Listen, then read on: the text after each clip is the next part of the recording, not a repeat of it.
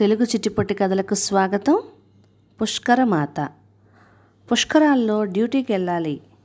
రాముకి police dress తీసేసి పురోహితుడి వేషంలో వెళ్తే ఎక్కువ లాభం ఉంటుంది. సార్ చెప్పినప్పటి నుంచి ఎన్నిసార్లు అనుకున్నాడు ఆ మాట రాము. పుటక బ్రాహ్మణ పుటక, పుష్కర స్నానం సంకల్పం చేయించడం, పుష్కర ఘాట్లో తర్పణాలు చేయించడం, ఆ మంత్రాలు అతనికి తెలుసు.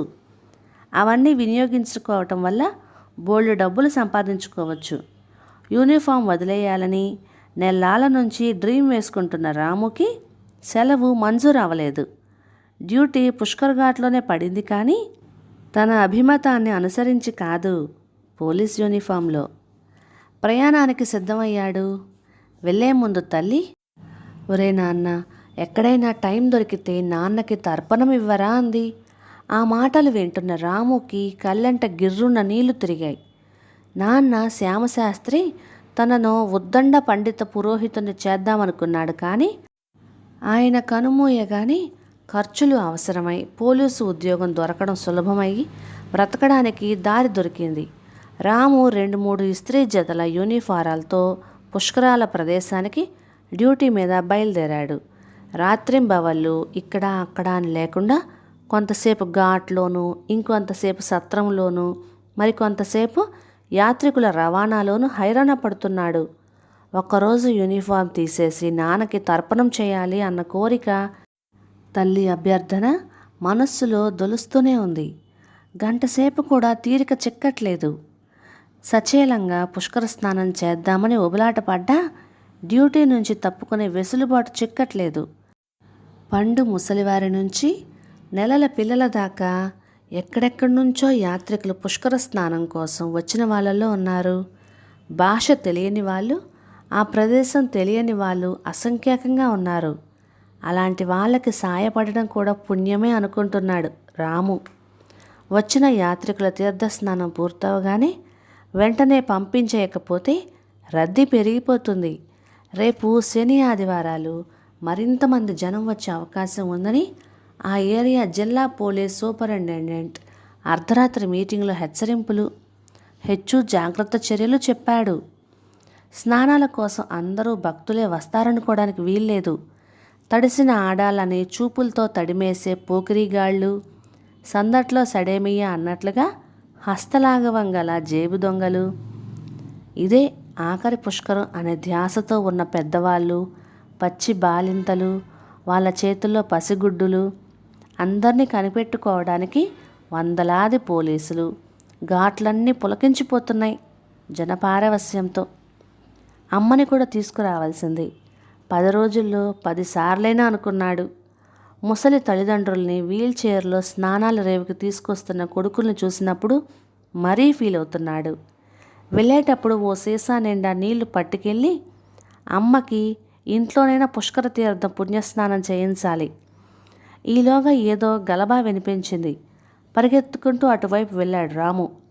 వాళ్ళిద్దరూ మొగుడు పెళ్ళాలే. దెబ్బలాట చూస్తే అర్థమైపోయింది. ఆలుమగల పోరాటంలో అందరూ తలెట్టలేరు, కానీ పోలీసు వేషంలో ఏ గొడవలోనైనా కలిగించుకోవచ్చు. క్యా హువా? కుచ్ భీ నహీ అన్నాడు ఆ మొగుడు. ఏం లేదంటావేంటి? చెప్పు, మళ్ళీ ఆ పోలీసు గారు నిన్నో నన్నో స్టేషన్కి ఈడ్చుకెళ్తారు. నువ్వు నోర్ముయ్. ఏం లేదు సార్, దీనికి బుర్ర తక్కువ నోరెక్కువ అని పక్కకు పిలిచి గుట్టుగా చెప్పాడు. వాళ్ళ కథ అర్థమయ్యేంతవరకు పెళ్ళాం బుసలు కొడుతూ దూరంగానే ఉంది. ఆయన గారు వాళ్ళ ముసలి తండ్రిని తీసుకొచ్చి పుష్కర స్నానం చేయించాలనుకున్నట్ట. ఆవిడ గారు ససేమీరా మళ్ళీ ఊరెళ్ళి ఆయన్ని తీసుకురావడానికి ఒప్పుకోవటం లేదు. రాము నవ్వుకున్నాడు. తన మనస్సులో తల్లి, అతని మనస్సులో తండ్రి. తన భార్య కూడా తల్లిని తీసుకొస్తానంటే ఇలాగే గొడవ పట్టేదా? వరలక్ష్మి అలాంటిది కాదు. పాపం మంచి పిల్ల. పక్షవాతం వచ్చి మంచంలో పడ్డ తన తల్లిని కన్న తల్లిలా చూసుకుంటుంది. ఆ రాత్రి గెస్ట్ హౌస్కి వెళ్ళి కాసేపు నడుము వాల్చుదామనుకునేంతలో గెస్ట్ హౌస్ ముందు ఓ ముసల్ది కనిపించింది. ఏమమ్మా, ఏం చేస్తున్నావు ఇక్కడ? పోలీసు దర్పం లేకుండా అడగడం చేత కాలేదు రాముకి. చలేస్తోంది బాబు, ఈ పంచన కూర్చుందామని. వయస్సు వణుకు, చలి వణుకు చెవులకు సోకి జాలేసింది రాముకి. ఏ సత్రంలో దిగావు? పోలీసు దర్పం తగ్గించుకొని అడిగాడు రాము. మా అబ్బాయి ఏదైనా సత్రంలో గది చూసొస్తానని వెళ్ళాడు, ఇంకా రాలేదు. ఎంతసేపు అయింది వెళ్ళి? పొద్దున్నే స్నానం చేశాం, సూర్యాస్త సమయ స్నానం కూడా చేద్దామమ్మా అన్నాడు. వద్దురా నాన్న, ఇంటికెళ్ళిపోదాం అన్నాను. అలా కాదమ్మా, రెండూ చేస్తేనే పుణ్యం అన్నాడు. నన్ను ఇక్కడే నిలబడమన్నాడు. పొద్దున్ననగా వెళ్ళాడు. కాదు, వెళ్ళిపోయాడు. నన్ను వదిలిపెట్టి వెళ్ళిపోయాడు. అంటే ఏమన్నా ప్రమాదం జరిగిందా పెద్దమ్మా? వాడికి ఏం ప్రమాదం జరగలేదు. నాకు తెలుసు. వాడు ఈ జనం మధ్యలో నన్ను వదిలి వెళ్ళిపోవాలనే ఉపాయం చేసి నన్ను బలవంతంగా ఇక్కడికి తీసుకొచ్చాడు. ఏడుపు మధ్యలో తన కథ చెప్పింది. రాము గుండె ద్రవించిపోయింది. వాడు మంచివాడే బాబు, వాడి పరిస్థితులు అనుకూలించలేదు. పెళ్ళి కావలసిన 3 ఆడపిల్లలు, చదువుకుంటున్న 2 కొడుకులు, భార్య, నేను. ఆ ఒంటెద్దు బండిని ఎంతకాలం లాగుతుంది? నా బరువునిలా దింపుకున్నాడు. రాము దుఃఖాన్ని కంట్రోల్ చేసుకొని కోపంగా, నీ కొడుకు అడ్రస్ చెప్పు, వాడి దగ్గరికి నిన్ను తీసుకెళ్ళి 4 తన్ని బెదిరిస్తే దారిలోకి వస్తాడు. అడ్రస్ చెప్పను. వద్దనుకున్నప్పుడు కాళ్ళకి అడ్డం పడ్డం నా అభిమతం కాదు. నదిలో నీళ్లున్నాయి, అలలు నన్ను దాచుకుంటాయి. వాడు కోరుకున్నది, నేను కోరుకునేది తీరిపోతుంది. పెద్దమ్మ ఆగు. చావుని మనం కోరుకోకూడదు, జీవితాన్ని మనం ఆపలేం. నదిలో పడిన వాళ్ళు చేప నోట్లో నుంచి కూడా బయటకు వస్తారని మనకు తెలుసున్న కదే. లేదా ఏ ఒడ్డుకో తేలి చావు బతుకుల మధ్య చచ్చే చావు చస్తున్న వాళ్ళు ఎందరో ఉన్నారు. బతకడం అనేది అక్షరాలని జన్మ హక్కు.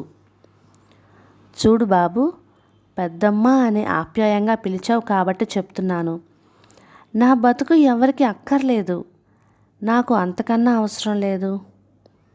రాముకి ఆవిడ బాధ అర్థమైంది. అయినా ఆవిడ బాధకి ఆవిడ్ని వదిలేయాలనిపించలేదు. 2 రోజులు అయ్యాక డ్యూటీ వదిలి సొంత ఊరు వెళ్తున్నప్పుడు రాము ఆవిడని తీసుకుని ఇంటికి వెళ్ళాడు.